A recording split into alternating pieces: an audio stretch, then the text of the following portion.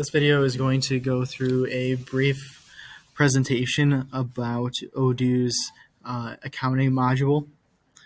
The first thing we're going to talk about is Odoo's chart of accounts.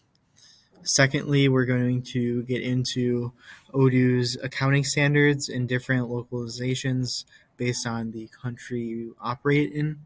From there, we're going to talk about the general ledger, get into some financial reports generated from our general ledger, and then we'll see accounts receivable, accounts payable, and then from there we'll do a quick bank reconciliation. So let's jump into it.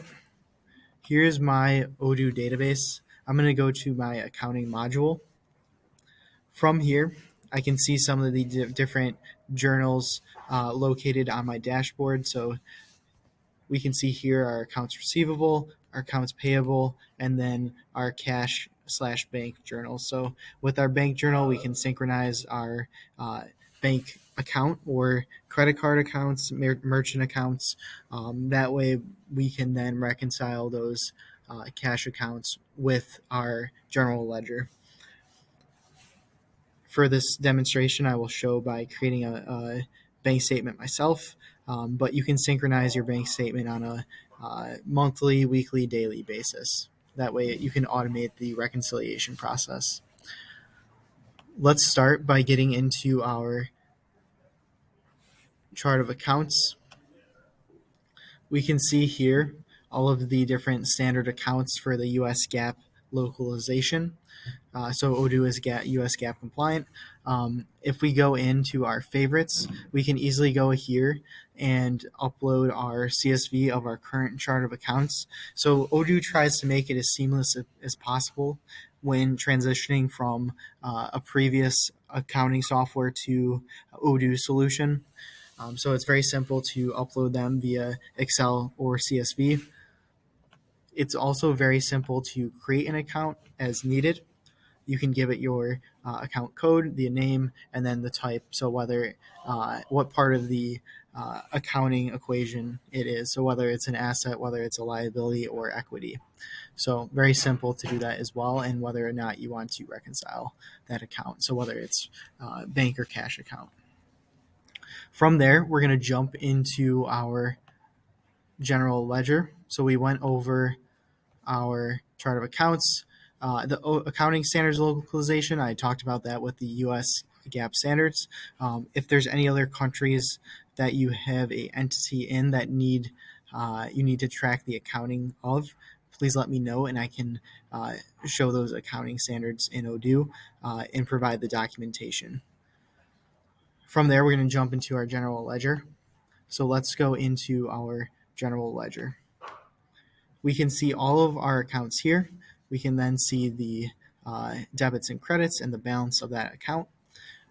If we wanted to jump into our stock account, this is a journal entry that is automatically created as your inventory is brought into the warehouse. So if you would like to automate your stock valuations, you can do that using Odoo. You can use first in, first out. You can use average costing methods, and you can automate the process there. If we wanted to go in and see accounts receivable, we can as well. We can actually see that specific invoice just by clicking on it. And if you want to do any further items as well. From here, we have the ability to filter and group by as well. So if we wanted to filter by a specific journal, whether it's a AR or AP, what the date is, any record on the field as well, you can definitely do that. So if there's a specific label or reference that you need to search for, you can definitely do that. So it makes auditing and visibility into your books extremely easy and extremely easy to manage. From there, you can also see your chart of accounts in a pivot table.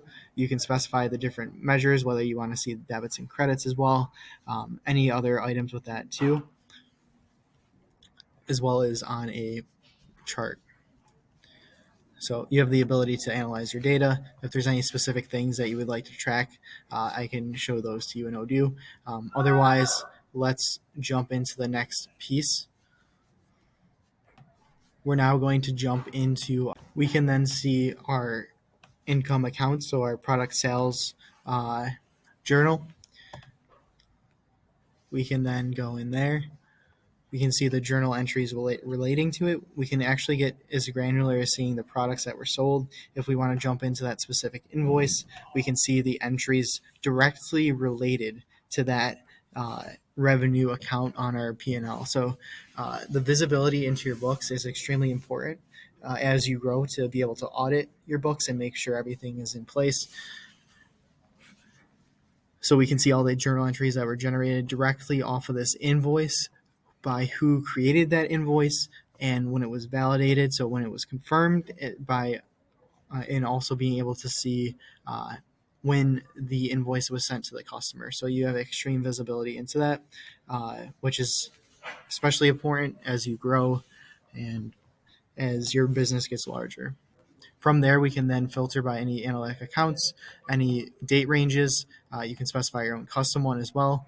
You can save and export it as PDF or Excel as well. And you can see the rest of the items as well. So your balance sheet, and you can also then see cash flow, trial balances, consolidated journals, invoice analysis. So if you wanted to see the amount of total invoiced, you can see that very easily. You can see it as a pivot table too. Makes it very simple to see that information here. If you wanted to see the amount of product sold as well, you have the ability to create your own reports to group and filter. So if I wanted to see from a specific customer, I can break down my invoice amounts by customer. So the ability to see your data is extremely important. It allows you to make better decisions as a business, and by being able to analyze your data in a more effective way, you'll be able to scale quicker and more efficiently. Let's jump back to so we went through the general ledger, financial reports, AR and AP. So this aspect here, we're going to jump into our sales application. So from here, if I create a quote, this is the same as if it were to come off the website as well. So if you sell based on the website, you can do that as well, and it would come in as a confirmed sales order once the payment is confirmed on the web end with your payment acquirer. From here, it will automatically generate your invoice. So from here, once that invoice is created, we then see the journal items there. That process will all be automated if it comes directly off the website.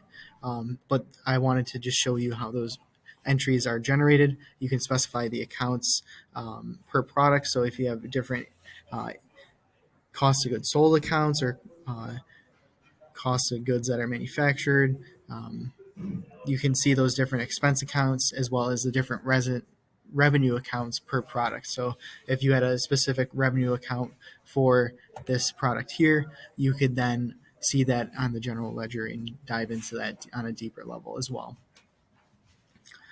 So from there,